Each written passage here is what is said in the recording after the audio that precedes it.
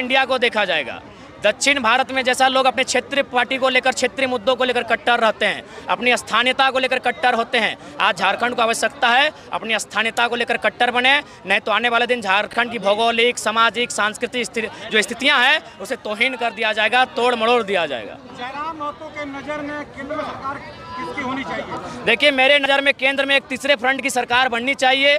एक ऐसी सरकार बननी चाहिए जो कुछ ऐसे घोषणा करे जो सामाजिक न्याय को आधार बनाए, जो सत्ता और संपत्ति के विकेंद्रीकरण को आधार बनाए। जयराम ने 1 घंटा करीब भाषण दिया, लेकिन इस भाषा में भाषा, खतियान, 1932 इसका जिक्र आप नहीं कर रहे हैं। अब सिर्फ जो है एक नेता के तौर पर वोट मांग रहे हैं कि आप हमें वोट दीजिए। नहीं, बेरमो की सभा में हमने बहुत ही विस्तार से बात रखा था, और इसके बाद अगर हमारा जब भी कार्यक्रम होगा निश्चय होगा, क्योंकि समय काफ़ी कम होता है और बहुत सारे पॉइंट होते हैं। तो चूंकि लोकसभा का चुनाव था, इसलिए आज लोकसभा को हमने टारगेट किया और खासकर उन विषयों को टारगेट किया जो हम लोग नया करने जा रहे हैं राजनीति में। जो यहाँ मौजूदा सांसद है वो बोल रहे हैं बच्चे हैं, ये कुछ नहीं करेंगे, ये सिर्फ जो है सोशल मीडिया की देन और इसी वजह से। अच्छा ठीक है, अब सोशल मीडिया है कि ऑफलाइन है कि ऑनलाइन है, वो 25 तारीख की वोटिंग और 4 तारीख के रिजल्ट को पता चलेगा। नहीं में किससे टक्कर है जयराम महतो का? देखिए, टक्कर तो ऐसे वर्तमान सांसद से ही, लेकिन हम लोग काफ़ी रेस में आगे हैं। हाँ, वे दोनों वो इंतजार कर रहे हैं उस अंतिम रात की जो काली होती है, घनी होती है, अंधेरी होती है, लेकिन अब वो रात नहीं आएगी, एक नया सवेरा आएगा। जयराम महतो के लिए मथुरा महतो ने एक संदेश दिया था, क्या हमारे जनता को सब बताएंगे? देखिए, संदेश तो दोनों ने हमको दिया है कि ठीक है, बच्चा है, राजनीति करे, अच्छे से करे, आशीर्वाद है, और उन दोनों के आशीर्वाद को स्वीकार करते हैं। उनसे हमारा वैचारिक मतभेद हो सकता है, व्यवहारिक मतभेद नहीं है, और हम चाहेंगे वे लोग राजनीति में विराम करें और हमको करने कुछ काम दें। हम खंडन करते हैं, पूरी तरह से खंडन करते हैं, उससे हमारा कोई ताल्लुकात नहीं है। हम लोग के पास इतना समय नहीं कि हम लोग 2 सेकंड किसी से बात करें।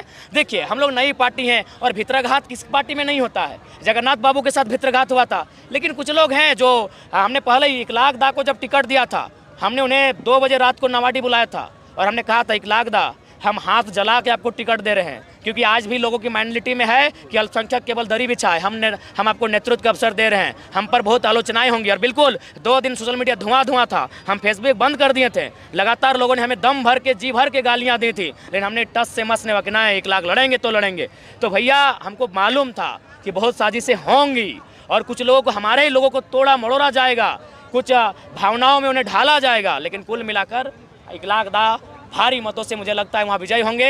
सबका आशीर्वाद उन्हें मिल रहा है, उस ऑडियो से कोई संबंध नहीं है, कोई ताल्लुकात नहीं है। ऐसी बातें और भी आएंगी। डुमरी में भी एक लोग आए थे जो हमारे पार्टी को छोड़ कहीं चले गए, बेरमो में भी सुने, कोल्हान में भी किसी ने प्रेस कॉन्फ्रेंस कर दिया, अरे भाई तो वे कह रहे हैं कि आपकी पार्टी को विचारधारा नहीं मिल रही है। अभी हम लोग चुनाव जीते नहीं, कौन सी विचारधारा की बात कर रहे हैं आप? डुल्लू महतो के साथ है कि अपने प्रत्याशी के साथ? प्रत्याशी के साथ हैं, हम अपने प्रत्याशी के साथ हैं। लेकिन ऐसे आरोप तो लग रहे हैं। देखिए, आरोप लगेंगे, नहीं, अगर कोई हमको किसी प्रकार का एक एविडेंस दे दिया जाए तो हम बिल्कुल हार मान लेंगे, उनका स्वीकार कर लेंगे, लेकिन ये गलत है, अफवाह है, र्यूमर है। क्योंकि देखिए, सबसे हम आपको लॉजिकली समझाते हैं।